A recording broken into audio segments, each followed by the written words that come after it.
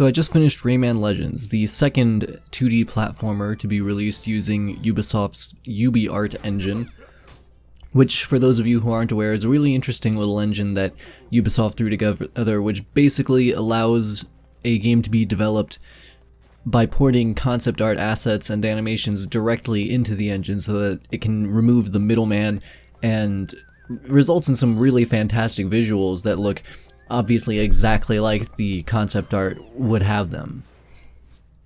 Rayman Legends makes excellent use of this engine. The game is just absolutely gorgeous to look at. Everything is beautifully animated. It's got a very nice distinctive art style.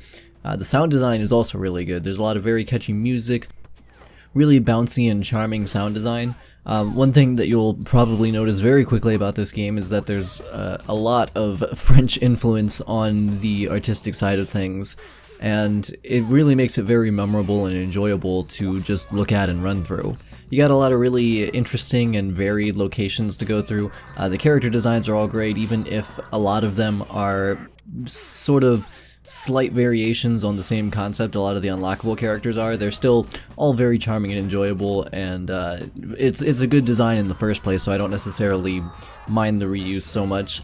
I will say that this game is very iterative on its predecessor, Rayman Origins, to the point of almost being derivative. Like, Rayman Legends really just kind of feels like Rayman Origins again, but let's polish some things up a little bit and slightly change the structure, which isn't a bad thing by any means. Rayman Origins is also a great game. It's a lot of fun to play, but you know, if you've just recently played Rayman Origins, then you might want to let that simmer for a little while before picking up Legends, because it might feel like you are just playing the same game again, and obviously that won't be ideal.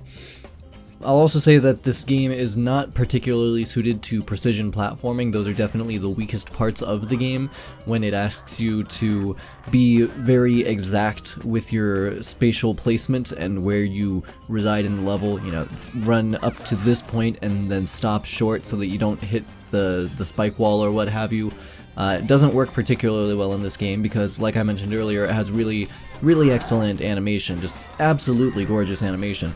But the downside is that not all of the animations were necessarily made in a way that's conducive to a precision platformer, like they would have been if it were made in an engine that would require somebody who was less artist and more game developer to be doing the animations. You know, these are the trade-offs you gotta deal with. Animations in this game are fluid and they blend into each other very well. It never looks like there's a shift from one animation to another. It looks very natural, and they have a great sense of momentum, but that very sense of momentum is exaggerated to a point where it can sometimes give you a poor indication of where you actually reside within the level, and that can be very frustrating when trying to do precision jumps or maintain a very exact placement within a level in order to avoid hazards. It's just not particularly well suited to that kind of play, and fortunately that's avoided most of the time. Now, the flip side of this is that it has excellent kinesthetic feel. Running and jumping, running up walls, all of that, it all feels very good and has a great sense of flow to it, particularly if you're in a level that's built to kind of just be run through quickly, so long as you can react to things quickly enough. It can be really satisfying, just, you know, running along and chaining that into a running attack that keeps your forward momentum moving, and then you run up a wall and jump to the other wall and keep moving forward. There are some really great levels in this game where you're being chased by just a wall of damage behind you, be it fire or dragons or what have you, and you just gotta keep running forward, and it feels fantastic to do so, especially once you kind of get into that groove and start reacting to things exactly as quickly as you're supposed to be. It's really great. And this is even more so the case for the music levels. I'm going to level with you here. I really want a full game that is just the music levels from Rayman Legends, because they are easily the high point of the game. At the end of each world there is one music level that is just a level where you have to keep running forward, and the whole stage is timed to a musical track in the background, each of which is a sort of remix / parody on an existing song. The first one is Black Betty. There's a one later on that's Eye of the Tiger. But yeah, all of the elements of the stage, all the little set pieces that happen, each jump and attack that you have to do are all timed to the musical beats, and it is just an absolute blast to run through. It's really fun. It's a shame that there's only 5 of these levels in the game, like I said, one at the end of each world. Because seriously, just an entire game of just these levels would be absolutely great. I'd be really interested in seeing that sort of a fusion of the rhythm game and platformer genres. The core of this game is definitely very solid and a lot of fun, and obviously, again, the aesthetics are great. Where I think that it kind of falls flat, aside from the precision platforming, is in the sort of tertiary aspects of it. These little niggles that are just kind of there on the sidelines that don't necessarily have to be a huge problem, but they're not.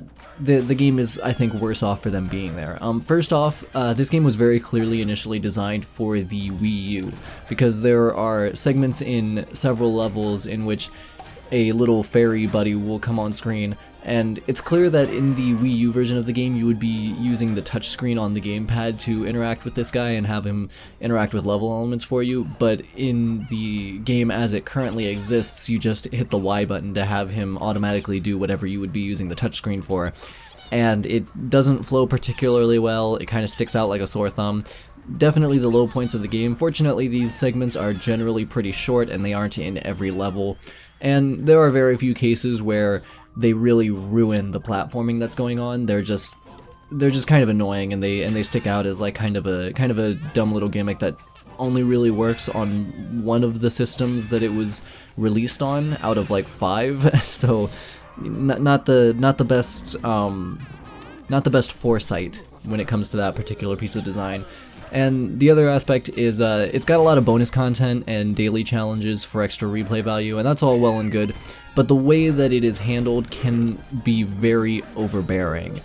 You get these scratch-off tickets by doing well in levels, which can unlock different collectibles and whatnot, and whenever you get them, there are like little notifications that pop up letting you know you got them, and then once you've scratched off your ticket, when you unlock something from it, there's a thing in the pause menu that says, hey, go check out this thing you unlocked, and I'm just here like, I don't care about that thing I unlocked. I don't want to go look at the fucking little animal in my gallery right now. I want to keep playing the fucking game. And you'll just, whenever you're on the home menu screen hub area thing, there will always be just this little icon saying, hey, you got stuff that's unlocked, and it's that kind of thing just niggles at me and gets annoying. You know, like I said, it feels overbearing. I don't like a game to nag me about the stuff that I've unlocked, especially if I don't care about it and just want to play the fucking game.